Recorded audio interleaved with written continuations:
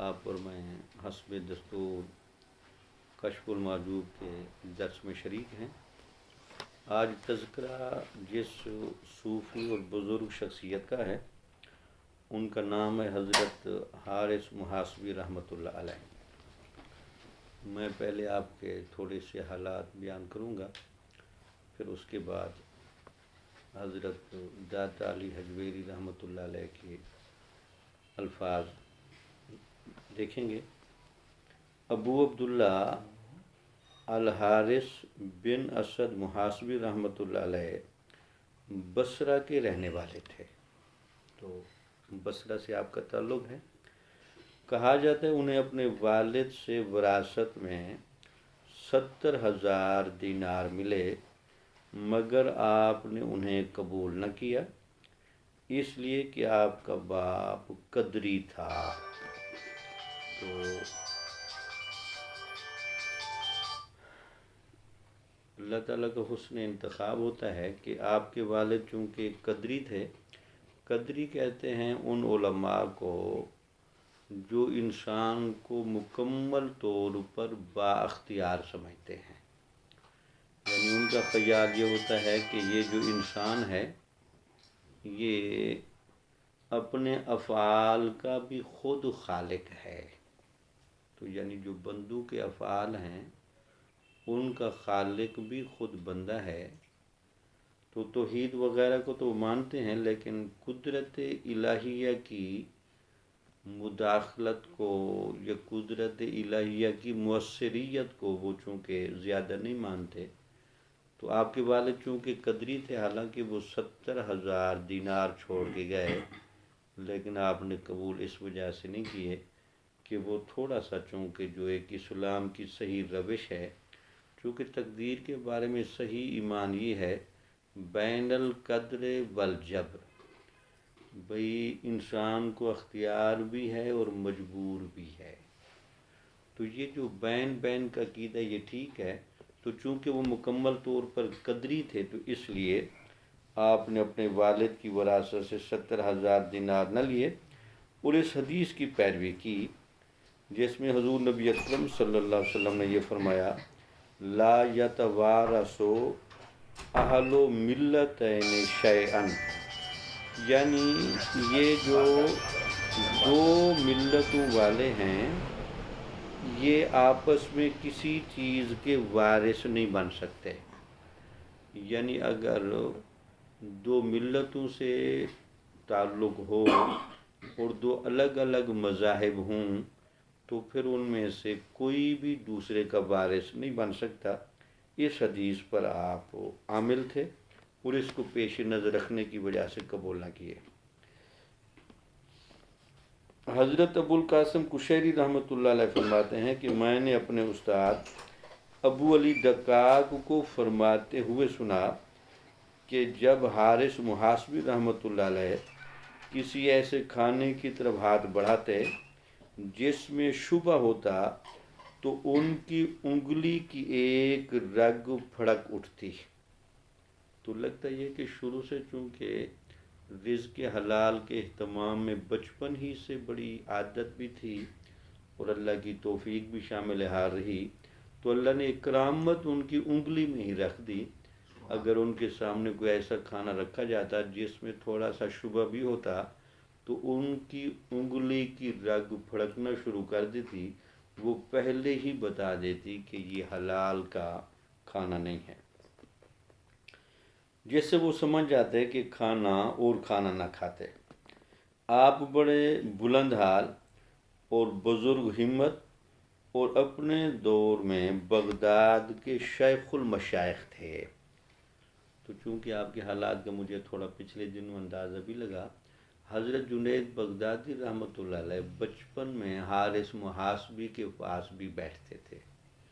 تو حارث محاسبی یہ جنید بغدادی کے بھی استادوں میں شمار ہوتے ہیں، تو اس سے آپ اندازہ لگا سکتے ہیں کہ کس قد کاٹ کی شخصیت۔ آپ نے اصول تصوف میں رغائب نام کی ایک کتاب تصنیف کی۔ رغائب رغبت سے ہے، یعنی وہ پہلو جس کی وجہ سے انسان کو اللہ تعالیٰ کی طرف کشش کی اور کھچاؤ کی رغبت ہے، اس پر آپ نے کتاب لکھی۔ حضرت عبد الرحمن سلمی رحمۃ اللہ علیہ نے ایک کتاب الرعایا لحقوق اللہ کو بھی آپ کی طرف منسوخ کیا ہے، تو صاحب تصانیف بھی تھے۔ ان کے علاوہ بھی تمام فنون میں آپ کی بہت سی تصانیف ہیں۔ آپ نے 243 ہجری میں بغداد میں وفات پائی۔ وفات کے وقت ایک درہم بھی پاس نہ تھا، جبکہ والد سے بڑی میراث پائی تھی جسے قبول نہ کیا۔ آپ فرماتے تھے کہ جو شخص مراقبے اور اخلاص سے اپنا باطن آراستہ کر لیتا ہے، اللہ تعالیٰ اس کے ظاہر کو مجاہدہ اور اتباع سنت سے آراستہ کر دیتا ہے۔ یہ تھے جی آپ کے حالات زندگی جو میں نے آپ کے سامنے پڑھے۔ اب ذرا حضرت داتا علی حجویری رحمۃ اللہ علیہ کی ذرا الفاظ میں آپ کے سامنے رکھوں کہ داتا صاحب آپ کے بارے میں کیا فرماتے ہیں۔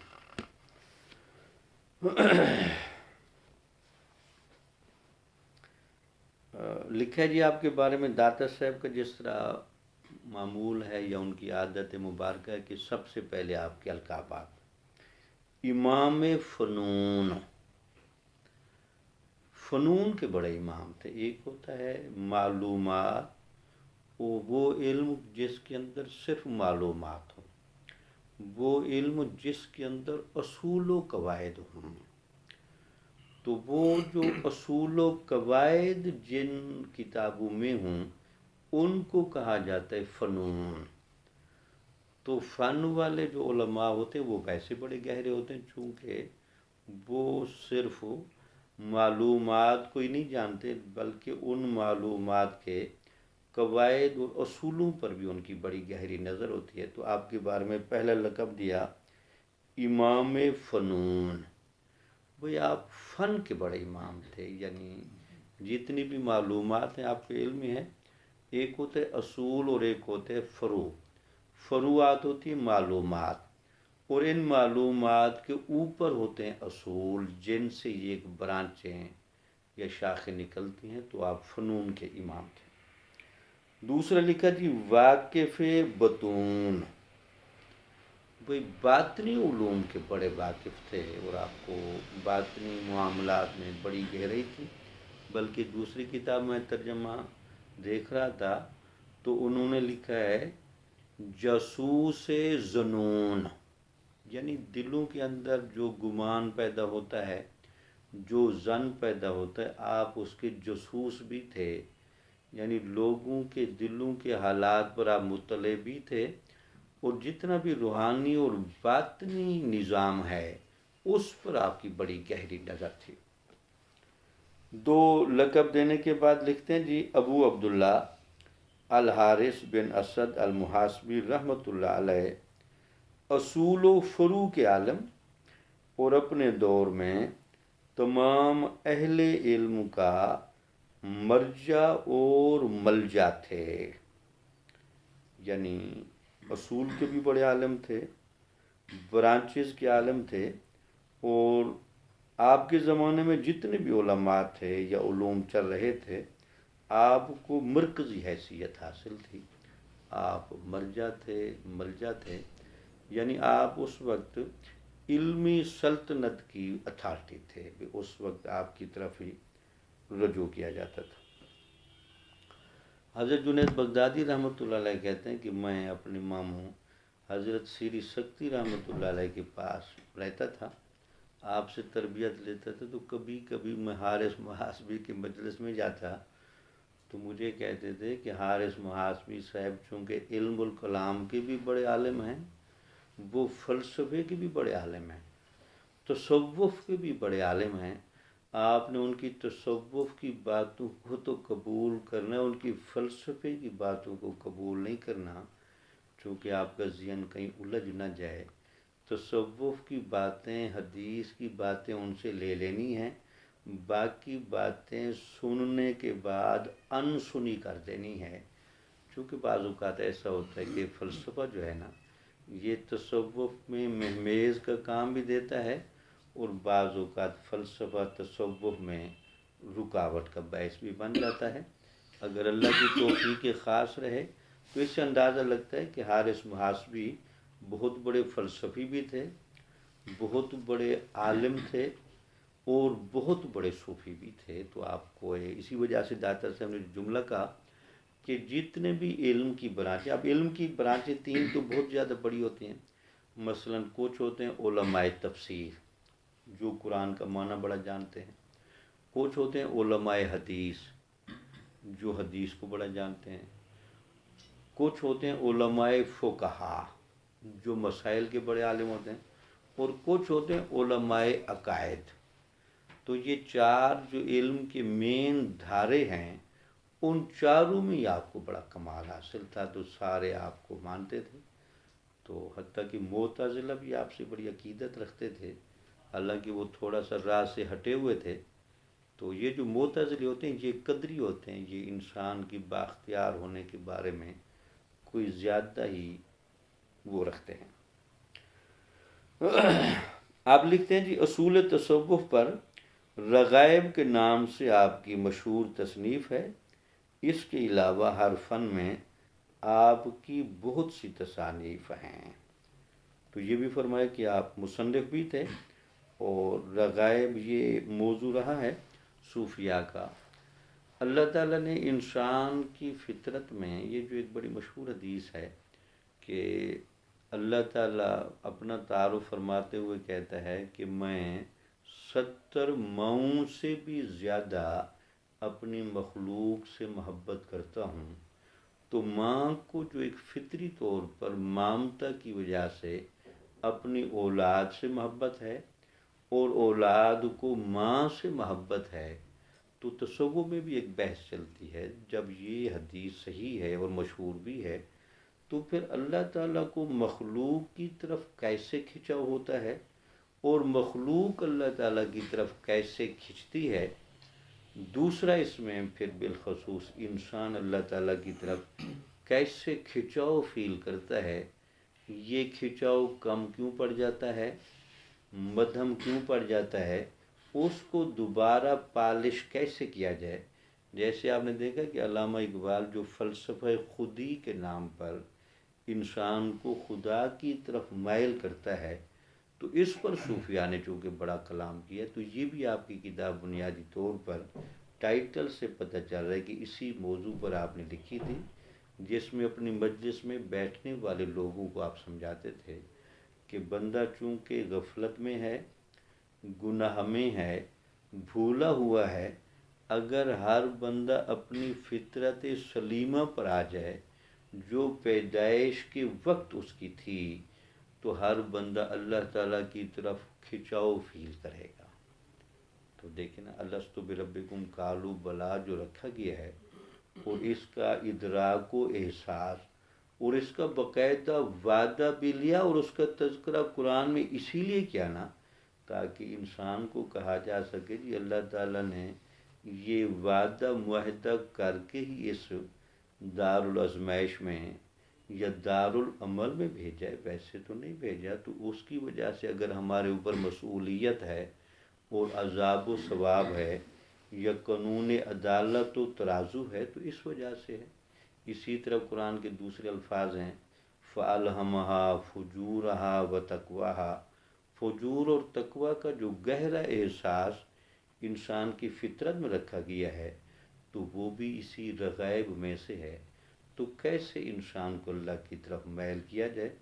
اور تیسرا جو آپ سمجھ سکتے ہیں کہ جس میں صوفیاء مجبور کرتے تھے لوگوں کو کہ آپ نیک لوگوں کی صحبت میں ضرور بیٹھا کریں، چونکہ نیک لوگوں کی صحبت میں بیٹھنے سے، چونکہ نیک لوگوں کے پاس بنیادی طور پر اعمال صالحہ، ریاضات کی وجہ سے اور اللہ کی طرف سے انتخاب کی وجہ سے جو ایک روحانی فیض ہوتا ہے، اس روحانی فیض کی جگہ پر بیٹھنے سے روح کشش فیل کرتی ہے، جی واقعی میں بھولی ہوئی ہوں، مجھے اللہ کی طرف ضرور بڑھنا ہے، جانا ہے۔ تو اس موضوع پر آپ نے کتاب لکھی۔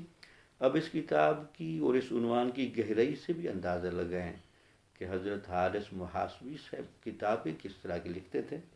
اصول تصوف پر رغائب کے نام سے آپ کی مشہور تصنیف ہے۔ اس کے علاوہ ہر فن میں آپ کی بہت سی تصانیف ہیں۔ آپ عالی ہمت، بلند احوال اور اپنے زمانے میں بغداد کے شیخ المشائخ تھے۔ یہ بھی آپ کے بارے میں لکھا۔ عالی ہمت یعنی بہت بلند ہمت والے، بلند احوال اور اپنے زمانے میں بغداد کے شیخ المشائخ۔ عالی ہمت کا لفظی معنی ہوتا ہے جہاں قوت ارادی میں بہت زیادہ پختگی ہو، یعنی ڈھیلے ڈھالے ارادے والے نہیں بلکہ پکے ارادے کے لوگ تھے کہ جو ارادہ باندھتے تھے اس کو پورا کرتے تھے۔ پھر بلند احوال، تو مقام اور حال کا صوفیاء کے نزدیک فرق ہوتا ہے۔ مقام ان تصوف کے معاملات کو کہا جاتا ہے جہاں صوفی اپنی محنت سے پہنچتا ہے، تو احوال ان جگہوں کو کہا جاتا ہے جہاں صوفی پر عطا بڑی ہو اور اللہ تعالیٰ کی طرف سے نوازشات اور کرم کی بارش ہو۔ تو بلند ہمت بھی بڑے تھے، یعنی محنت سے بھی بہت کچھ لیا اور پھر اللہ تعالیٰ کے وہب و عطا سے بھی آپ کو بہت کچھ ملا، اور اپنے زمانے میں بغداد کے شیخ المشائخ تھے۔ حالانکہ اسی بغداد میں جب آپ بھی رہتے تھے، اسی جگہ حضرت سری سکتی رحمۃ اللہ علیہ بھی رہتے تھے، لیکن داتا صاحب کہہ رہے ہیں جی وہ بھی بڑے بزرگ ہیں، ہمارے رہنما ہیں، لیکن شیخ المشائخ آپ تھے، بڑے بڑے اولیاء علماء آپ کے شاگرد تھے۔ اب داتا صاحب رحمۃ اللہ علیہ آپ کے اقوال بیان کر رہے ہیں۔ آپ کے اقوال کے اندر بھی چونکہ بہت زیادہ گہرائی ہے، اور داتا صاحب اقوال صوفیاء کے اور تشریح داتا صاحب فرمائیں تو پھر سونے پر سہاگا ہو جاتا ہے۔ فرماتے ہیں جی، آپ کا مشہور قول ہے، مطالعہ غیوب کے سلسلے میں حرکات دل کا علم اعضاء کی حرکتوں کے عمل سے بہتر ہے۔ پھر میں اس کو پڑھوں، مطالعہ غیوب کے سلسلے میں حرکات دل کا علم۔ اب چونکہ علم باطن کے بڑے عالم ہیں تو ذرا وضاحت میں ذرا کر دوں۔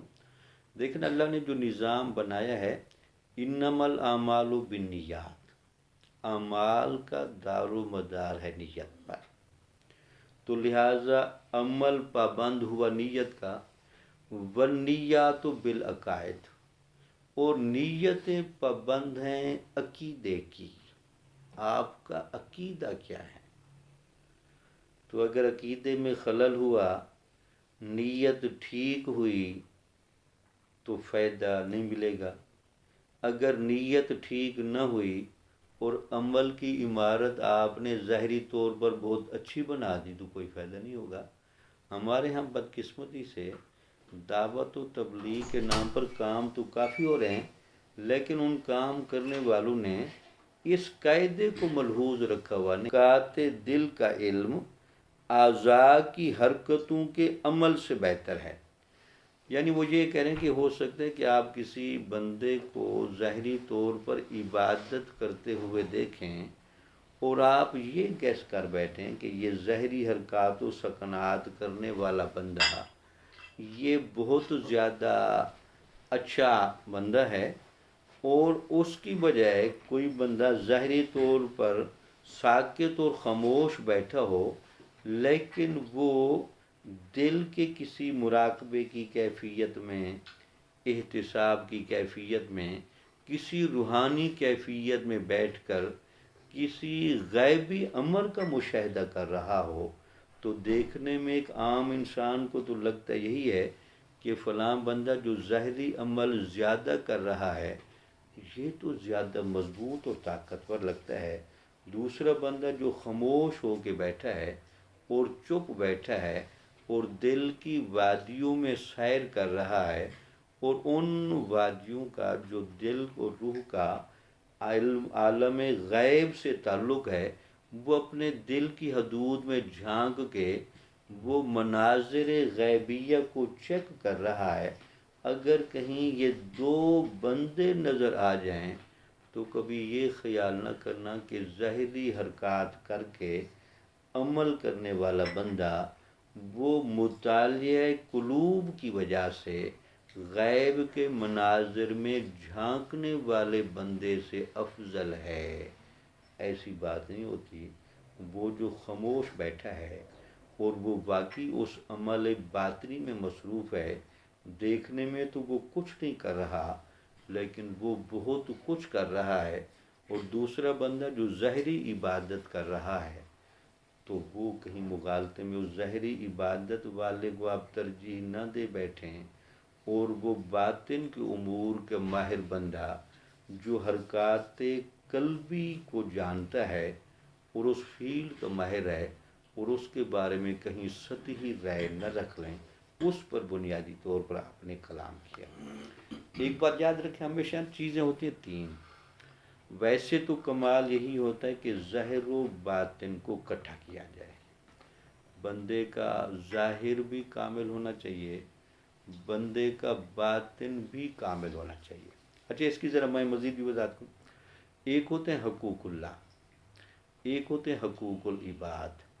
کمال تو یہی ہے کہ آپ حقوق اللہ بھی پورے کریں اور حقوق العباد بھی پورے کریں۔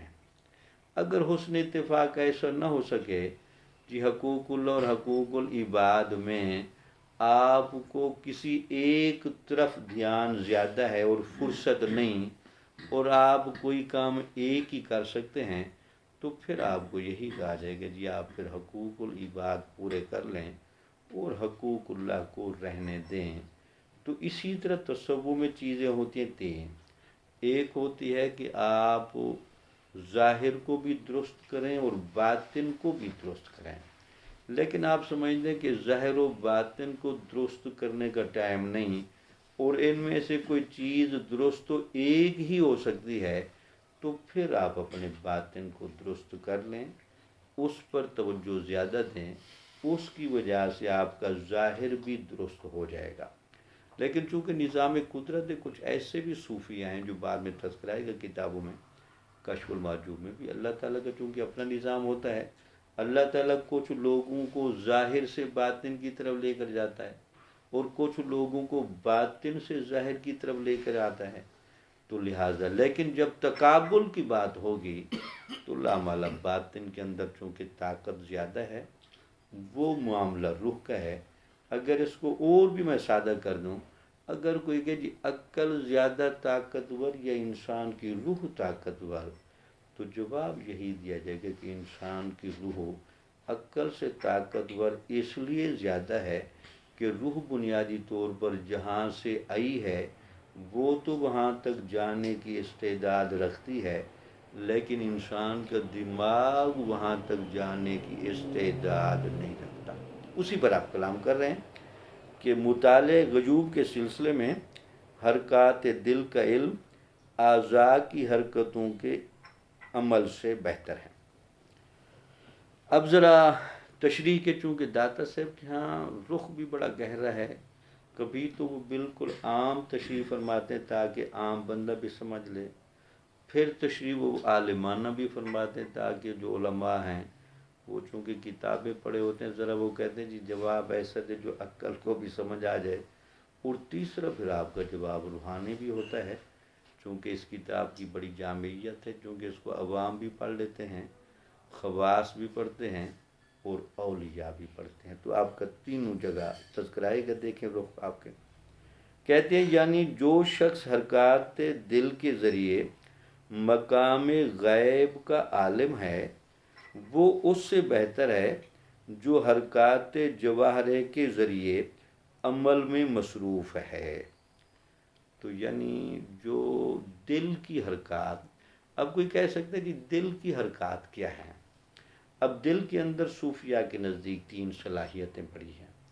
ایک تو دل کے اندر قوت ارادی ہے، دوسرا دل کے اندر انسان کی قوت تمنا اور آرزو ہے، تیسرا دل کے اندر روح کو جو کچھ بھی نصیب ہو وہ روح جو کچھ دیکھنا چاہتی ہے وہ دل کے آئینے میں دیکھتی ہے۔ تو اس کا مطلب ہے کہ دل بنیادی طور پر وہ آئینہ بھی ہے جہاں روح مشاہدہ کرتی ہے انوار و تجلیات کا. تو اس کو کہہ رہے ہیں کوئی ایسا بندہ بیٹھا ہے جو اپنے روحانی معاملات میں مصروف ہے، اور اس روحانی معاملات میں مصروفیت کی وجہ سے وہ اپنے دل کے آئینے پر وہ غیب کے انوار اور اس مطالعے میں مصروف بیٹھا ہے. تو وہ بندہ بہتر ہے اس بندے سے جو اپنے ظاہری اعضاء سے، جسم سے، حرکات و سکنات سے عمل کا اظہار کر رہا ہے. دیکھنے میں عمل کرنے والا نظر آتا ہے، لیکن دل کی حدود میں غور و فکر کرنے والا اور روح کے غیبی چیزوں کو دیکھنے والا اس آئینے میں وہ چونکہ نظر نہیں آتا، تو آپ اس کا موازنہ کر کے بتا رہے ہیں. دوبارہ دیکھیں، میں جملہ پڑھتا ہوں. جو شخص حرکات دل کے ذریعے مقام غیب کا عالم ہے، وہ اس سے بہتر ہے جو حرکات جوارح کے ذریعے عمل میں مصروف ہے. اس سے مراد یہ ہے کہ علم مقام کمال ہے اور جہالت محل طلب. اب یہ ذرا آپ عالمانہ معنی کر رہے ہیں، چونکہ یہاں علماء کو بھی ذرا مطمئن کرنا ہوتا ہے. جی وہ کہیں گے تو اس کا مطلب ہے کہ صوفیہ ظاہری اعضاء اور ان کے عمل کی کیفیت سے دیکھیں وہ منع کر رہے ہیں. حالانکہ وہ منع نہیں کر رہے، وہ ویسے کمپیریزن بتا رہے ہیں. وہ اس کی بھی نفی نہیں کرے کہ ظاہر کا درست ہونا ٹھیک نہیں یا ظاہری عمل درست نہیں. وہ صرف توازن یہ کرا رہے ہیں کہ کوئی بندہ ظاہری عمل کر رہا ہے لیکن اس کے پیچھے قلب و روح کی طاقت شامل نہیں. دوسرا بندہ یہ ہے کہ وہ قلب و روح کی طاقت والے کام تو سارے کر رہا ہے لیکن ظاہری طور پر عمل کرتا ہوا نظر نہیں آ رہا. تو چونکہ جہاں موازنہ ہو تو وہاں صوفیہ کو اجازت ہوتی ہے کہ آپ بات کو نتار سکتے ہیں، آپ بات کو کھنگال بھی سکتے ہیں اور صحیح بات کر سکتے ہیں. تو لہٰذا کوئی ایسے یہ سمجھے کہ صوفیہ ظاہر داری کے یا علم ظاہر یا ظاہری اعمال کے پابند نہیں، تو وہ ایک گویا کے سوال کا جواب دیں کہ ظاہر و باطن ہیں تو آپس میں لازم و ملزوم، ان میں سے کسی ایک کو نظر انداز کرنا ہوگا تو نقص کا باعث. لیکن سوال یہ کہ اگر ان دونوں میں کوئی موازنہ شروع کر دے تو لہٰذا موازنے کے اعتبار سے جو باطنی علوم ہیں یا باطنی معارف ہیں یا قلب و روح کے معاملات ہیں وہ بہرحال ان ظاہری اعمال سے بہتر زیادہ ہیں. اب آپ کہہ رہے ہیں کہ اس سے مراد یہ ہے کہ علم مقام کمال ہے اور جہالت محل طلب. اب ایک بات یاد رکھیں کہ علم کا ایک معنی ہوتا ہے جاننا. اب داتا صاحب نے چونکہ شروع میں علم کی بڑی بحث کی، صوفیاء کے ہاں علم میں اور ہمارے علماء اور عوام کے ہاں علم میں فرق ہوتا ہے. ہمارے ہاں علم کا معنی ہے صرف جاننا، ان کے نزدیک علم کا معنی ہے قابلیت. جاننا نہیں، یعنی آپ کسی چیز میں مکمل گرپ رکھتے ہوں پھر تو آپ عالم. لیکن اگر آپ اس کی چند سائٹوں کو جانتے ہیں تو آپ عالم نہیں ہیں.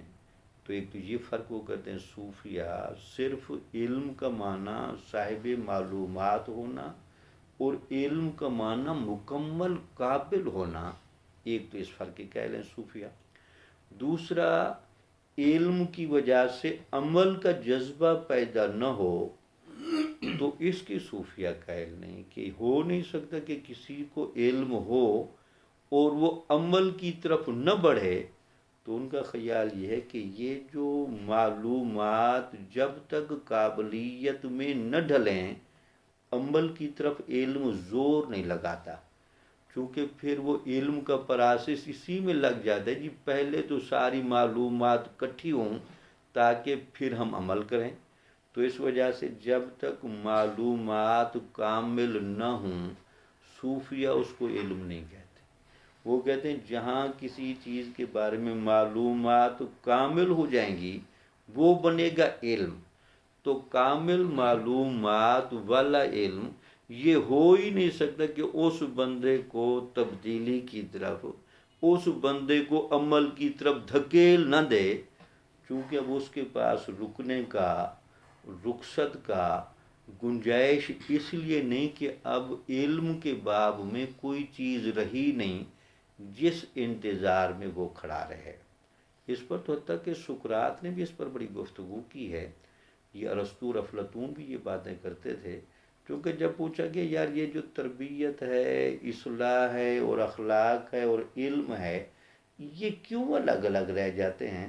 تو وہ یہی بات کرتے تھے کہ یار جب تک علم میں معلومات کا پروسیس طے ہوتا رہتا ہے وہ علم تبدیلی اور عمل میں نہیں ڈھلتا، لیکن جب آپ دماغ کو کامل معلومات کسی چیز کی دے دیں تو وہ دماغ خود ہی اپنے تمام زیر تحت جسم کو عمل کی طرف دھکیل دیتا ہے۔ سائیکل کے اگلے پہیے نے حرکت خود نہیں کرنی ہوتی، اس کو حرکت کراتا ہے پچھلا پہیہ۔ تو ایک تو صوفیہ کا خیال یہ کہ علم کامل ہوگا تو عمل کی طرف دھکیلے گا۔ دوسرا ان کا خیال یہ ہے کہ علم کے پروسیس میں پاکیزگی بڑی ضروری ہے، تو اگر علم کے پروسیس میں پاکیزگی ملحوظ خاطر رہے تو وہ علم بھی عمل اور اصلاح کی طرف دھکیل دیتا ہے۔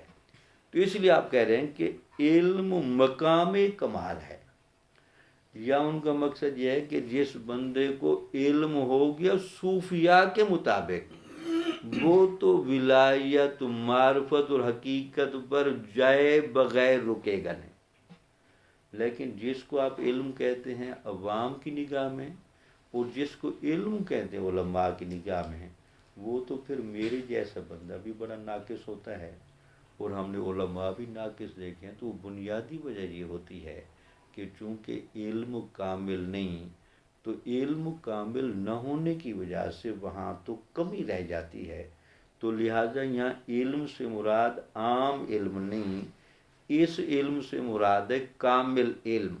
جس کو کامل علم ہوگا وہ حقیقت تک پہنچے بغیر نہیں رکے گا۔ اب جس نے اپنے علم کو کامل ہی نہیں کرنا تو اس کی تو ساری محنت اس علم کو کامل کرنے میں ہی لگ جانی ہے۔ تو اس وجہ سے آپ نے اس جملہ بولا کہ علم مقام کمال ہے۔ تو صوفیاء کا خیال ہے یہ جو علم ہے یہ جب کامل ہوتا جائے اور علم کے پروسیس میں تقوی اور نیکی بھی ساتھ ساتھ چلتی رہے تو پھر تبدیل ہو جانا، بدل جانا، باطنی اور روحانی ہو جانا یہ کوئی مشکل کام نہیں۔ لیکن ہاں جب علم بھی کامل نہ ہو اور علم کے پروسیس کے دوران تقوی اور طہارت کا بھی کامل اہتمام نہ رہے، پھر ہو سکتا ہے کہ علم صرف معلومات تک تو رک جائے لیکن بندے کو حقیقت شناس معرفت کی طرف نہ دھکیلے۔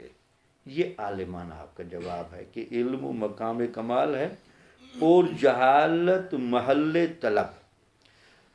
اب وہ بندہ جو بنیادی طور پر ظاہری اعمال تو بڑے کر رہا ہے، تو وہ ظاہری عمل کر رہا ہے، لیکن وہ ظاہری عمل چونکہ وہ علم کے زور پر نہیں کر رہا۔ اب یہ بھی داتا صاحب نے علم کی بحث میں ایک بڑا مرض بتایا، کچھ مرض لگ جاتا ہے عبادت گزاروں کو، اس کے اندر خود گش کرنے کی ایک عادت پائی جاتی ہے، بھئی ایک کام کرنا وہ خود کرتے چلے جاتے۔ اب اس میں شریعت کیا کہہ رہی ہے، اس میں طریقت کیا کہہ رہی ہے، یا دین اسلام کا نظام کیا، وہ اس سے تھوڑا سا ہٹ جاتے، ایک مرض ان کو لگ جاتا ہے۔ دوسرا بعض اوقات یہ بھی مرض عمل والوں کو لگتا ہے، ہو سکتا ہے بہت اہم کام ہے آپ اس کو اگنور کر رہے ہیں، جو کام غیر اہم ہے آپ سارا زور ہی غیر اہم کام پر لگا رہے ہیں، تو پھر بھی عمل رزلٹ نہیں دیتا۔ تو اب وہی کہہ رہے ہیں کہ یہ جو ظاہری طور پر بڑی کثرت سے لوگ اعمال ظاہری کر رہے ہوتے ہیں، تو ان اعمال ظاہری والوں کے پیچھے یہ دو مسائل جہالت کے چل رہے ہوتے ہیں کہ ایک تو اس کو یہ پراپر علم نہیں کہ اس دنیا کے اندر جو سب سے اہم کام ہے اس کو ہمیشہ پہلے نمبر پر ہونا چاہیے، جو اس سے کم اہم ہے اس کو دوسرے نمبر پر، جو اس سے اور کم اہم ہے اس کو تیسرے نمبر پر ہونا چاہیے، تو لوگ عمل کے باب میں ان دو غلطیوں کو چونکہ کثرت سے کرتے ہیں، تو اس وجہ سے داتا صاحب نے کہا یہ تو بیچارے جہالت والے ہیں۔ یہ جہالت والا اس لیے کہا کہ اب ان کے اندر ایک تو عمل کرنے کا وہ جذبہ شامل نہیں جو ایک مکینیکلی آگے چلنا تھا۔ مکینیکلی علم نے عمل کی طرف دھکیل دینا تھا۔ اگر آپ اپنے علم کو کامل کر لیتے یا آپ اپنے علم کے پروسیس کے دوران تقوی اور طہارت کو کامل کر لیتے تو آپ کو اگلی ٹینشن کی ضرورت ہی نہیں تھی کہ اس نے خود ہی سوچ بدل کے ادھر لے جانا تھا۔ لیکن چونکہ وہاں یہ کمی رہی تو اس وجہ سے آپ نے علماء کو خطاب کیا کہ علم تو بہرحال کمال پر لے ضرور جاتا ہے، اب آپ علم کو کمال کی طرف نہ جانے دیں تو وہ تو پھر آپ نے علم کا ماننا ہی وہ نہ کیا۔ تو اسی لیے آپ نے دیکھا تھا داتا صاحب نے شروع میں علم کی بحث کرتے ہوئے ایک جملے بولے تھے قرآن کے، انما یخش اللہ من عبادہ العلماء، اللہ کی زمین پر سب سے زیادہ وہ لوگ ڈرتے ہیں جو عالم ہیں۔ تو عالم جو ہوگا وہ اللہ سے بہت زیادہ ڈرے گا، تو وہی ڈرے گا نا جس کا علم کامل ہے اور علم کے ساتھ تقوی اور طہارت ہے، تو وہاں یہ خشیت آ جائے گی۔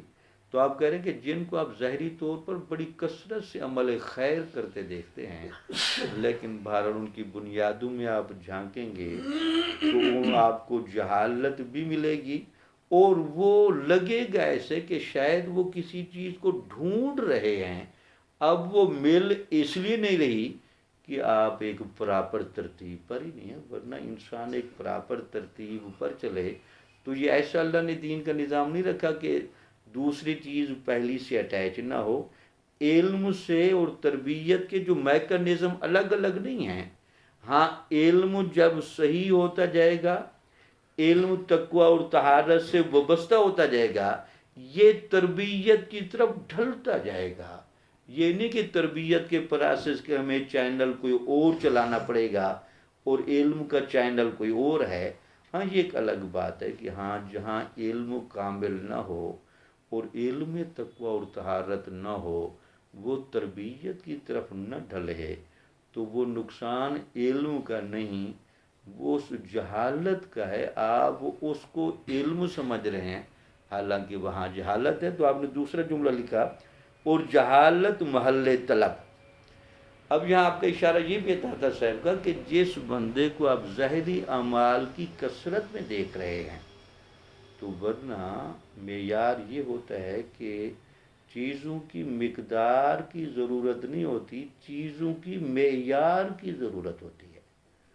تو کوئی کثرت سے نمازیں پڑھ رہا ہے نوافل تو لامالا ثواب تو اس کو مل جائے گا، لیکن اگر وہ کہ جی کثرت نوافل سے مجھے رب نہیں ملا تو اس کو ہم کہہ سکتے ہیں جی آپ نے صرف مقدار کو ہی معیار سمجھا ہے۔ اگر آپ صرف نمازیں 5 ہی پڑھتے اور پڑھتے صحیح کر کے تو شاید آپ کو رب مل جاتا۔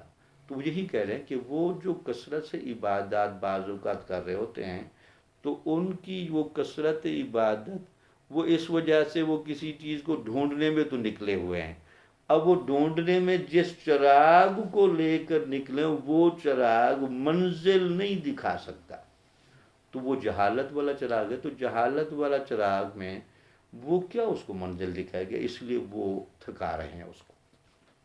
آگے دیکھیں، علم مقام کمال ہے اور جہالت محل طلب، اور علم درگاہ الہی میں جہالت سے بہتر ہے۔ اب ذرا عالمانہ قاعدہ، تو اللہ تعالیٰ کی بارگاہ میں جو علم کا مقام ہے وہ بہرحال جہالت سے تو بہتر ہے۔ اگر علم کامل ہوگا اور علم تقوی اور طہارت سے وابستہ ہوگا، وہ علم آپ کو تھکائے گا نہیں، وہ آپ کو تربیت کی طرف دھکیل دے گا اور آہستہ آہستہ اگلے تقاضے بھی اسے کنیکٹ کرے گا۔ تو آپ اس پر کلام کر رہے ہیں، علم درگاہ الہی میں جہالت سے بہتر ہے۔ علم انسان کو درجہ کمال تک پہنچاتا ہے اور جہالت اسے درگاہ الہی میں باریابی سے روکتی ہے۔ اور حقیقت میں علم عمل سے زیادہ فضیلت رکھتا ہے۔ اب ذرا یہ بھی عالمانہ جواب ہے کہ علم چونکہ بنیادی طور پر ایک تو چیز کو سمجھاتا ہے، دوسرا علم انسان کے شعور میں ڈھل کر انسان کی قوت ارادی، تمنا، آرزو، نفع و نقصان کی کیفیت کو بھی ساتھ جوڑ کے اس کو آگے بڑھاتا ہے، علم اس کو آگے لے کر جاتا ہے۔ تو لکھتے ہیں جی، اور حقیقت میں علم عمل سے زیادہ فضیلت رکھتا ہے۔ اگر علم ہو اور عمل نہ ہو، اور عمل ہو اور علم نہ ہو، ان دونوں میں کمپیریزن کریں تو علم بہرحال عمل سے زیادہ طاقتور ہے، فضیلت والا ہے، کیونکہ علم ہی کے ذریعے اللہ تعالیٰ کی پہچان ہوتی ہے، خالی عمل سے اسے پانا ممکن نہیں۔ اب چونکہ یہاں داتا صاحب علم کا لفظ عالمانہ معنی میں نہیں، عام معنی میں نہیں، صوفیانہ معنی میں استعمال کر رہے ہیں، اسی لیے آپ کہتے ہیں کہ کیونکہ علم ہی کے ذریعے اللہ تعالیٰ کی پہچان ہوتی ہے۔ تو یہ جو علم ہے، تو اگر صحیح معنی میں علم آ جائے، یا اللہ کی ساتھ عطا ہو جائے، یا پھر قرآن و حدیث کا ایسا مخلصانہ مطالعہ کیا جائے اور فرقہ وارانہ رجحانات سے بالا تر ہو کر سوچا جائے، تو بہرحال یہ جو علم ہے یہ اللہ کی پہچان کی طرف لے جائے گا، خالی عمل سے اسے پانا ممکن نہیں۔ اگر عمل بلا علم اس کی طرف پہنچاتا تو نصارہ اور ان کے راہب اپنے شدید مجاہدات اور ریاضتوں کی بنا پر مشاہدہ حاصل کر لیتے۔ آپ کہہ رہے ہیں یہ جو راہب تھے عیسائیوں کے، انہوں نے راہبانہ زندگی گزارتے ہوئے بڑی مشقتیں کی، بڑی ریاضتیں کی، غاروں میں زندگیاں گزاریں، کام تو عمل کے اعتبار سے انہوں نے بڑے مشقت والے کیے، لیکن ان راہبوں کو کمال معرفت نہ مل سکا۔ اس لیے نہ مل سکا کہ ان راہبوں نے ان ریاضات اور مجاہدات میں اپنے ذاتی تجربات کو بھی کافی دخل دیا، شریعت موسوی اور عیسوی کی بتائی ہوئی حدود کا خیال نہ کیا۔ تو جہاں بندے کا اپنا ذاتی حصہ شامل ہوتا جائے گا، ویسے سفر کرنا مشکل ہو جائے گا۔ اگر اللہ و نبی کی بتائی ہوئی حدود کے مطابق چلا جائے تو اس سے بندہ منزل پر بہت جلدی پہنچ جاتا ہے۔ اسی لیے آپ کہتے ہیں کہ اگر عمل بلا علم اس کی طرف پہنچاتا تو نصارہ اور ان کے راہب اپنے شدید مجاہدات اور ریاضتوں کی بنا پر مشاہدہ حاصل کر لیتے، اور گناہ گار مومن ہمیشہ درجہ حجاب میں رہتے۔ تو پھر کہتے ہیں کہ ہمارے بہت سارے مسلمان ہیں، مومن ہیں، لیکن گناہ گار ہیں، لیکن مومن گناہ گار کو اللہ پر، نبی پر، دین پر، رحمت پر اس کی کیفیتیں اچھی ہیں، لیکن راہبوں کی اچھی نہیں تھیں۔ حالانکہ وہ مومن بندہ ہے، لیکن اس کو گناہ گار ہونے کے باوجود بھی اس کا ایمان، اس کا روحانی شعور اس کو احساس دلاتا ہے، وہ اچھا ہے، لیکن وہ عمل والا راہب جو شریعت کے مطابق نہیں چل رہا، وہ بیچارہ انتہائی مشقت میں بھی ہے، تکلیف میں بھی ہے۔ تو ان دونوں میں مومن گناہ گار بہتر ہے اس عمل والے بندے سے، جو عمل والا بندہ شریعت کے متعین کردہ حدود سے الگ ہو کے چل رہا ہے۔ اچھا، تیسرا جواب جی آپ کا ہے صوفیانہ۔ اب اس کی گہرائی ذرا دیکھیں۔ آپ کہتے ہیں جی عمل بندے کی صفت ہے، جبکہ علم اللہ تعالیٰ کی صفت ہے۔ تو یہ اشارہ بھی تھا کہ اللہ کو آپ علیم کہہ سکتے ہیں، اللہ کو آپ امیل نہیں کہہ سکتے، اللہ عمل والا نہیں، اللہ تعالیٰ علم والا ہے۔ یہ ذرا اشارہ صوفیاء کی طرف ہے۔ صوفیوں کو چونکہ ان باتوں سے بڑی غرض ہوتی ہے، یا اللہ تعالیٰ کی صفات میں چونکہ انہوں نے رنگنے کی کوشش کرنی ہوتی ہے اور ان صفات کے فیض کو قبول کرنا ہے، تو اللہ تعالیٰ عمل کی نسبت اپنی طرف نہیں کرتا، اللہ تعالیٰ اپنی طرف صرف علم کی نسبت کرتا ہے۔ تو اس سے بھی ذرا فرق سمجھایا کہ اس فرق کو مکمل ہو گئے۔ اب داتا صاحب ذرا اصلاح کرتے لکھتے ہیں، بعض راویوں کے آپ کے اس قول کی روایت میں غلطی لگی ہے اور انہوں نے دونوں جگہ عمل کر دیا ہے، انہوں نے اسے اس طرح روایت کیا ہے۔ یعنی داتا صاحب نے یہ فرمایا بنیادی طور پر تھا تو یہ کہ ایک بندہ اپنے دل کی حرکات و سکنات میں مصروف بیٹھا ہے اور اس دل کی حرکات و سکنات کی وجہ سے غیبی امور کا مشاہدہ کر رہا ہے، اور دوسرا بندہ ظاہری طور پر کثرت کے ساتھ عمل کرتے ہوئے نظر آ رہا ہے، تو وہ قول تھا کہ کہیں مغالطے میں اس ظاہری طور پر عمل کرنے والے بندے کو زیادہ فضیلت نہ دے بیٹھنا اور اس خلوت میں بیٹھے ہوئے فقیر کو کہیں غیر اہم نہ سمجھ لینا، ان دونوں میں وہ بندہ زیادہ بہتر ہے۔ تو داتا صاحب کہتے ہیں کہ کچھ کتاب والوں نے دونوں جگہ عمل لکھ دیا، یعنی جملہ انہوں نے یہ بنایا العمل بحرکات القلوب، یعنی دل کی حرکتوں کے ساتھ عمل کرنے والا یہ زیادہ بہتر ہے اعضاء کی حرکات کے ساتھ عمل کرنے والے سے۔ یعنی وہ کہہ رہے ہیں دل کی حرکات سے عمل کرنے والا یہ زیادہ بہتر ہے اعضاء کی حرکات سے عمل کرنے والے سے۔ تو داتا صاحب کہہ رہے ہیں کہ انہوں نے دونوں جگہ عمل کا لفظ لکھ دیا، حالانکہ پہلی جگہ علم تھا، دوسری جگہ تھا عمل۔ چونکہ دل کی جتنی بھی حرکات ہوتی ہیں وہاں تو کوئی عمل نہیں ہو رہا تھا، وہاں تو صرف حرکات و سکنات ہے۔ چونکہ عمل کی بنیادی طور پر جو تعریف ہے اس کا رخ الگ ہے، اس کے اندر کافی ظاہرداری ہے، اگرچہ وہ بھی ایک اپنے طور پر تو ایک عمل کر رہا ہے لیکن وہ ایک شعوری عمل ہے، وہ حرکات و سکنات سے ظاہری طور پر ظاہر ہونے والے عمل سے الگ نوعیت کا ہے۔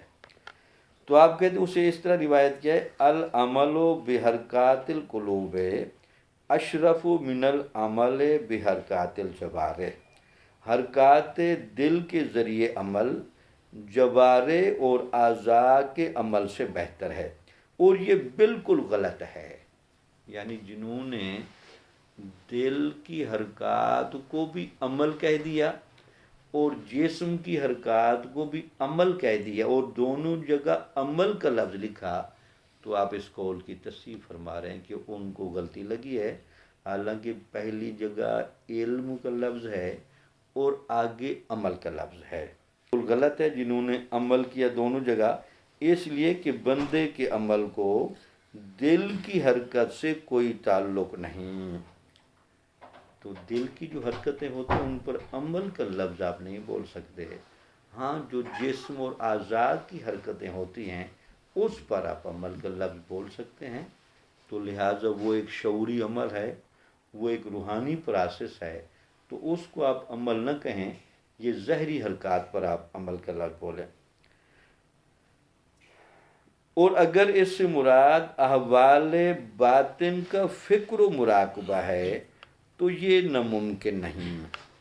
اب کسی نے کہہ دیا کہ حضرت صاحب چلو اگر دونوں جگہ عمل رکھ ہی لیں تو صوفیہ جو مراقبہ کر رہے ہوتے ہیں یا جو صوفیہ قلب و روح کے زور پر فکر میں لگے ہوتے ہیں، تو یہ مراقبہ اور فکری پروسیس کو بھی اگر عمل کہہ دیا جائے تو یہ بھی تو ناممکن نہیں۔ تو داتا صاحب نے کہا یہ ناممکن تو نہیں، اس کو ہم کہہ سکتے ہیں، لیکن آگے داتا صاحب نے وضاحت نہیں کی، آگے بات چپ کر گئے۔ اب داتا صاحب کا یہاں خیال یہ ہے کہ اس کو عمل تو کہا جا سکتا ہے، لیکن چونکہ وہاں کمپیریزن اس بات کا نہیں ہو رہا کہ کوئی بندہ دل پر فکر کر رہا ہو اور ادھر سے کوئی ظاہری عمل کر رہا ہو، چونکہ وہ فکر نہیں کر رہا، وہ بنیادی طور پر وہ غیب کا مطالعہ کر رہا ہے، تو फिक्र का प्रोसेस और मुराकबे का प्रोसेस और चीज़ है, और दिल के आईने में गैब की चीज़ों का मुताला करना और चीज़ है।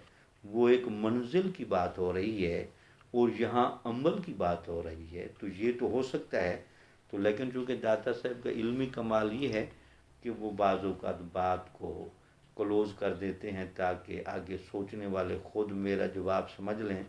यानी लगता ये कि दाता साहब कहते हैं दोनों बातों का जो माहौल पैदा हुआ, जो कौल जिस तरह का है, उसमें ये मुआदना नहीं हो रहा कि मुराकबा करने वाला या कल्बी तौर पर फ़िक्र करने वाला बंदा ये उससे बेहतर है। वो एक गैब के मुताले की बात हो रही है और यहाँ अमल की बात हो रही है। लेकिन चूँकि सूफिया इसके भी कुछ कायल हैं, तो बहरहाल दाता साहब के यहाँ चूँकि जहाँ गहराई ज़्यादा है, वहाँ दाता साहब के यहाँ शफ़क़त और रहमत का पहलू भी बड़ा गालिब है। चूँकि दाता साहब का मशरब ये है कि सबको साथ लेकर चलें, कोई पीछे रहने न पाए। इस पर भी आपने फिर थोड़ा सा कलाम किया कि हाँ, ये फ़िक्र का अमल बशर्ते कि फ़िक्र का अमल हो बेहतर और इबरत का बायस हो, वो भी अमल से बेहतर है। तो लेकिन साथ ये भी कह दिया कि लेकिन हज़रत के कौल का ये मतलब नहीं था। हज़रत के कौल की जो तशरीह थी वो मैंने कर दी है, लेकिन कोई अगर ये माना लेना चाहे तो उस पर भी कहते हैं जी मेरी गुफ्तगू ये है, ज़रा सुने क्या कहते हैं। कहते हैं कि अगर इससे मुराद अहवाल बातिन का फ़िक्र व मुराकबा है तो ये नामुमकिन नहीं। हज़ूर सल्लल्लाहु अलैहि वसल्लम का इरशाद है, तफ़क्करो साअतिन खैरुन मिन इबादत सित्तीन सना, यानी अल्लाह ताला की आयात और अजायबात कुदरत में एक लम्हे का भी अगर आप तफक्कुर कर लें तो ये 60 साल की इबादत से अफजल है। लेकिन वहाँ जो मैंने जुमला बोला बशर्ते कि ये जो फ़िक्र है ये अल्लाह ताला की आयात और अजायबात और कुदरत के बारे में हो, महज फ़िक्र न हो, बल्कि वो फ़िक्र भी अगर मंजिल की तरफ बढ़ा रही है तो फिर वो तो अमल से बेहतर हो जाएगी। लेकिन चूँकि बाज़ औक़ात फ़िक्र बराए फ़िक्र भी हो जाती है और अमल बराए अमल भी हो जाता है, तो शायद अगर फ़िक्र बराए फ़िक्र और अमल बराए अमल का मुआजना कराया जाए तो शायद ये दोनों बराबर ही निकलेंगी और इसको शायद तरजीह देना मुश्किल हो जाए। इसलिए दाता साहब ने कहा कि हाँ, जिन सूफिया का ये ख्याल है कि जो बंदा दिल की तरफ इसलिए ध्यान करके बैठा है कि अपने दिल को बुरी तमन्ना से वो निकाल दे, अपनी कुव्वत इरादी को कंट्रोल में ले आए, अपने दिल की हदूद में अल्लाह और नबी की महब्बत को पैदा करने में कोशिश करने लग जाए और अपना गहरा एहतसाब करना शुरू कर दे, हाँ वो फिर अमल करने वाले से बेहतर होगा। अच्छा, आखिर में जुमला लिखते हैं जी, और हकीकत में रूहानी अमाल आज़ा के अमाल से ज़्यादा फजीलत रखते हैं। अब ज़रा ये भी जिन लोगों का ख्याल ये जी रूह और कल्ब के भी अमाल ही होते हैं, अगरचे वो अमल ज़ाहिरी तो नहीं होता, लेकिन जो बंदा उस प्रोसेस में भी चल रहा हो तो वो कहते हैं जी वो भी तो अमल ही है।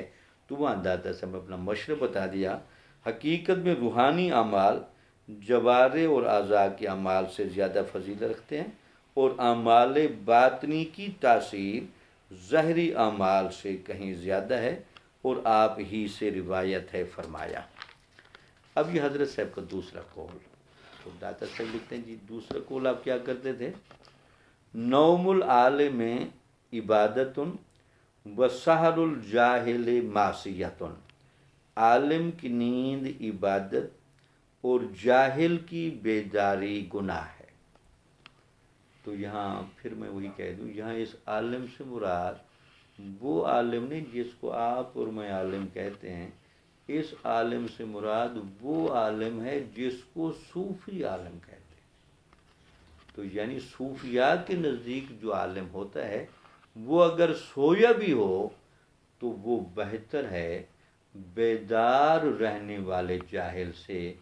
चूँकि बेदार रहने वाले जाहिल ने अगरचे वो है तो बेदार, لیکن اس نے کسی نہ کسی گناہ کی ہی جستجو کرنی ہے، تو بیداری میں چونکہ وہ پلاننگ کر رہا ہے گناہ کی، اگرچہ صوفیاء کے نزدیک جو عالم ہے وہ حالت نیند میں بھی کسی نہ کسی روحانی معاملے کی طلب میں ہی چل رہا ہوگا، دیکھنے میں اس کا ظاہر تو سویا ہے لیکن اس کی قوت خیال، اس کی روح وہ جاگ رہی ہے، وہ کسی نہ کسی روحانی منظر کی تلاش میں ہے، لیکن ظاہری طور پر وہ سویا ہے۔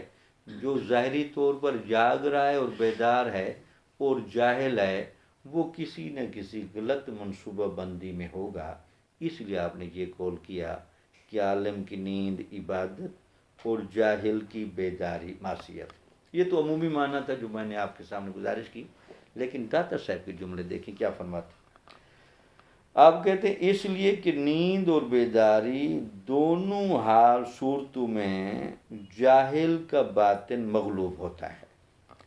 کہتے ہیں کہ باطن کا جو معاملہ ہے وہ جاہل کا باطن جو ہے وہ نیند میں ہے یا بیداری میں ہے، وہ ہر وقت ہی غفلت میں ہے۔ وہ تو صرف اس کا ظاہر جاگ رہا ہے، اس کا تو باطن اب بھی سویا ہوا ہے، اور ویسے جب وہ سویا ہوا اس کا باطن اس وقت بھی سویا ہوتا۔ تو اس لیے وہ کہہ رہے کہ یہ جو باطن ہے جاہل بندے کا، وہ تو دونوں صورتوں میں مغلوب ہے۔ مغلوب کا یعنی اس پر کسی چیز کا غلبہ ہے۔ اب کس کا غلبہ ہے؟ ایک تو جہالت کا غلبہ ہے، بے مقصدیت کا غلبہ ہے، گناہ اور غفلت کا غلبہ ہے، یا طلب معصیت کا غلبہ ہے۔ تو ان میں سے کسی نہ کسی چیز کا غلبہ وہاں ہوگا۔ اور جب باطن مغلوب ہو تو جسم بھی مغلوب ہو جاتا۔ تو چونکہ جسم بنیادی طور پر دیکھنے میں تو ہمیں آزاد لگتا ہے، لیکن یہ جسم بنیادی طور پر نمائندہ تو ہے باطن کا۔ اب جس کا باطن ہی کسی نہ کسی مصیبت اور مغلوبیت میں پھنسا ہوا ہے، گناہ غفلت میں، تو اس کا ظاہر بھی پھنسا ہوا ہے۔ تو چونکہ سرکل ظاہر پر جو بھی بیتتا ہے وہ تو باطن کے ذریعے بیتتا ہے۔ اب باطن چونکہ اس کا مغلوب ہے، ہاں یہ بات داتا صاحب کے ہو سکتی ہے، آپ یہ کہہ سکتے ہیں کہ ظاہر بیداری میں بندے کا ٹھیک ہوتا ہے اور نیند میں خراب ہوتا ہے، باقی اس کا باطن تو دونوں صورتوں میں ہی مغلوب ہے۔ اچھا، یہی جملے چونکہ لگتا یہ ہے کہ یا تو تراجم میں کوئی مسئلہ ہے یا پھر عبارتیں ذرا اس طرح کی ہیں۔ اب جب وہ آئے عالم کی طرف تو وہ کہتے جو بندہ بنیادی طور پر صوفیاء کے نزدیک عالم ہے، وہ عالم بھی مغلوب ہے، جاگتے ہوئے بھی اور بیداری میں بھی، لیکن یہ مغلوب ہے غفلت سے، وہ مغلوب ہے مقصد سے، یہ مغلوب ہے گناہ سے، وہ مغلوب ہے نیکی سے، یہ مغلوب ہے برائی کی تلاش میں، وہ مغلوب ہے طلب حق کی تلاش میں، ہیں دونوں ہی مغلوب، لیکن ایک پر غلبہ ہے جہالت کا، گناہ کا، بے مقصدیت کا، دوسرے پر غلبہ ہے طلب حق کا، تجلی کا، مشاہدے کا۔ تو لہٰذا یہ اب باطن گویا کہ اس کو دوسرے جملے میں کہیں، داتا صاحب کہتے ہیں کہ آپ یہ سمجھ لیں کہ یار جاہل کا باطن اور عالم کا باطن، تو وہ کہتے ہیں کہ عالم کا باطن جاہل کے باطن سے زیادہ فضیلت والا ہے، ہیں تو دونوں کے باطن مغلوب، لیکن جاہل پر غلبہ ہے گناہ کا، عالم پر غلبہ ہے نیکی کا، جاہل پر غلبہ ہے بے مقصدیت کا، عالم پر غلبہ ہے با مقصدیت کا، جاہل متلاشی ہے گناہ کا، عالم متلاشی ہے حق کا۔ تو لہٰذا مغلوب دونوں ہیں۔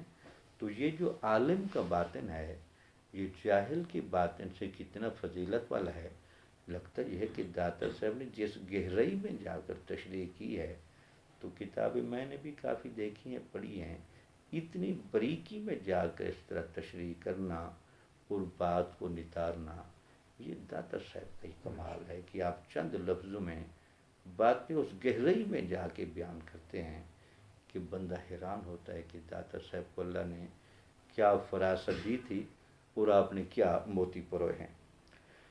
آگے لکھتے ہیں پس غلبہ حق سے مغلوب باطن اس نفس سے یقیناً بہتر ہے جو مجاہدے کی وجہ سے ظاہری حرکات پر غالب ہے۔ اب یہاں ذرا صوفیانہ معنی بھی کر دیا، چونکہ آپ کے علم میں ہے کہ تصوف میں ایک بڑی بحث چلتی ہے، ایک ہوتا ہے صاحب مجاہدہ، ایک ہوتا ہے صاحب مشاہدہ۔ تو وہ کہتے ہیں جو صاحب مشاہدہ ہے وہ تو ہے مغلوب باطن، اور ایک ہوتا ہے جو صاحب مجاہدہ ہے وہ تو بیچارہ اپنی خواہشوں کو، اپنے جسم کو، اپنے تقاضوں کو، مادیات کو، دنیا کی محبت کو، خواہشات کو کنٹرول کرنے میں چل رہا ہے، اور یہ چیزیں اس سے سنبھالی نہیں جا رہی۔ تو مجاہدہ تو وہ کر رہا ہے، کام تو یہ بھی اچھا کر رہا ہے، لیکن صاحب مشاہدہ کو فضیلت اس لیے زیادہ ہے کہ اس کو ان چیزوں پر کامل کنٹرول بھی حاصل ہے اور اس کو منازل قرب بھی حاصل ہیں۔ یہ ابھی تک طلب میں چل رہا ہے، اس کو مطلوب ملا نہیں، وہ مطلوب کے قریب جا کے بیٹھا ہے، اس لیے آپ نے یہ بھی اشارہ کر دیا۔ ایک دفعہ آپ نے ایک درویش سے فرمایا کن للہ وَإِلَّا فَلَا تَكُن۔ اب چونکہ جس طرح داتا صاحب نے تعارف کرا ہے، حضرت کے اقوال میں بھی بڑی گہرائی ہے۔ کہتے ہیں کن للہ، اللہ کا ہو جا، الا فلا تکن، ورنہ خود بھی نہ رہے تو کام کر، یا تو اللہ کا ہو جا، اگر یہ نہیں رہ ہو سکتا تو پھر خود نہ رہ، پھر اپنے آپ کو فنا کر۔ تو جب فنا ہوگا تو پھر نگاہ انتخاب میں آ جائے گا۔ اب جنہوں نے منتخب کرنا، یہ تو فیصلہ ہے ان کا، یا تو وہ تجھے خود منتخب کر لیں، اگر وہ نہیں کرتے تو پھر فنا ہو، تاکہ تیرا ظرف اس استعداد پر آئے کہ تجھ پر رحمت کی جائے۔ تو لکھتے ہیں جی کن للہ وَإِلَّا فَلَا تَكُن، اللہ کا ہو جا ورنہ خود بھی نہ رہ، یعنی یا حق تعالیٰ کے ساتھ باقی ہو جا، جملے سنیں، یعنی یا حق تعالیٰ کے ساتھ باقی ہو جا، یا پھر اپنے وجود سے بھی فانی ہو جا۔ یعنی یا تو یہ کہ اللہ تعالیٰ تجھے اپنے ساتھ جوڑ لے تو تجھے باقی کر دے، یا پھر یہ ہے کہ تو پھر اپنے آپ سے فانی ہو تاکہ اللہ تعالیٰ کی رحمت تیرے قریب ہو۔ اچھا جملہ لکھتے ہیں صفوت کے ساتھ جمع ہو جا، یا فقر کے ساتھ فرق میں آ۔ اب یہ چونکہ تصوف کی بحثیں ہیں، یا تو اتنا صاف ستھرا ہو جا کہ تجھ پر اللہ تعالیٰ کی صفات و فیوزات اور رحمتوں برکتوں کی اتنی بارش ہو کہ ان رحمتوں اور برکتوں نے چونکہ قائم رہنا ہے، تو بن گیا ان کا جب محل ظہور، تو اس کی وجہ سے تو ہو جا۔ لیکن اس کے لیے ظاہر و باطن کی صفائی بہت ضروری ہے، یا تو مقام صفوت میں، مقام انتخاب میں، یا کامل طہارت کی جگہ پر آ، پھر تجھے اللہ تعالیٰ اپنا رنگ چڑھانے کے لیے قبول کرے۔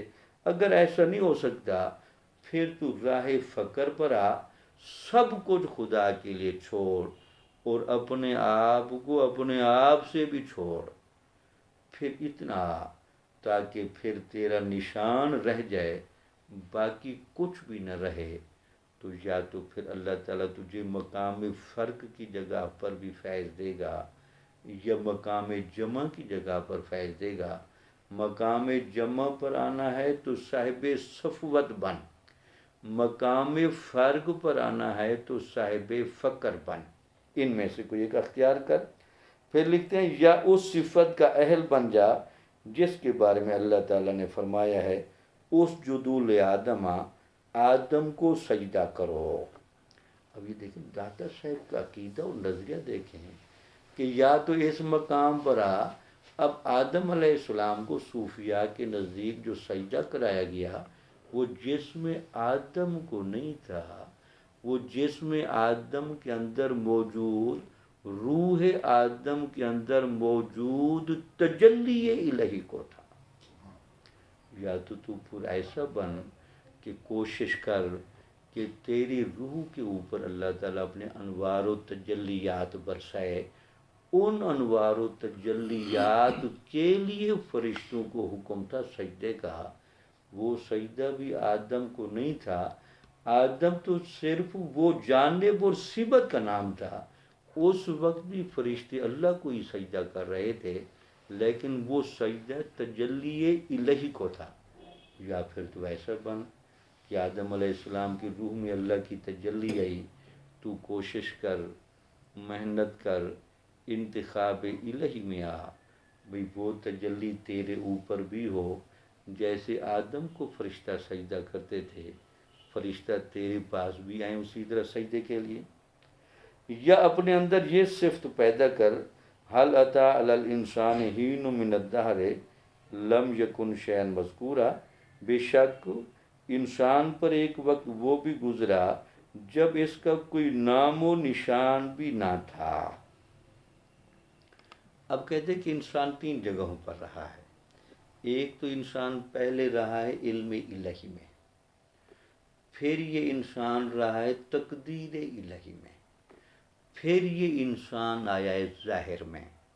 آپ کہتے ہیں یا تو پھر تو ایسا انسان بن، تو علم الہی میں جیسے پہلے تھا، معلومات الہیہ بن کر تو وہاں چلا جا۔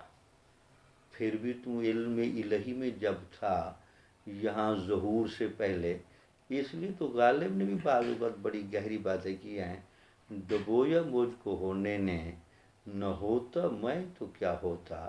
تو یہ جو ہونا ہوا، یہ جو ظہور ہوا، یہ جو فرق پڑا، یہ یہاں ظاہر میں آ کر پڑا۔ وہاں تقدیر میں، وہاں علم الہی میں جب ہم بستے تھے، وہاں تو کوئی فرق نہیں تھا۔ اے انسان، یا تو دنیا میں اسی طرح رہے تو اس مقام میں چلا جا۔ اگر تو اپنے اختیار میں ہوگا تو قیامت کو بھی اپنے ساتھ ہوگا، اور اگر اپنے اختیار سے نکل آئے گا تو قیامت کو حق تعالیٰ کے ساتھ ہوگا۔ اب چونکہ تصوف کے اندر کسب بھی ہے، وہب بھی ہے، تو لگتا یہ کہ جیسے جیسے انسان آگے بڑھتا چلا جاتا ہے، اس کے اختیار کی ڈوریوں کو بھی سمیٹتے چلے جاتے ہیں، وہ اللہ کے سپرد اتنا ہی ہو جاتا ہے کہ اس کا اپنا کچھ رہتا ہی نہیں۔ تو اس پر آپ اشارہ فرما رہے ہیں، اگر تو اپنے اختیار میں ہوگا تو قیامت کو بھی اپنے ساتھ ہوگا۔ تو جب تو دنیا میں رہتے ہوئے علم الہی کی جگہ پر چلا جائے گا، تو اب تیرا تو کچھ رہا ہی نہ، تو اپنا آپ ہی تیرا نہ رہا۔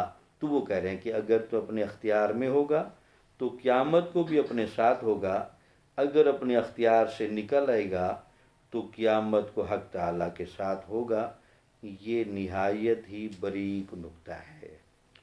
تو دیکھیں حارث محاسبی صاحب کی طبیعت کی گہرائیاں اور داتا صاحب کی علمی اور روحانی جلائیاں، چونکہ یہ آخری جملے تھے داتا صاحب کے۔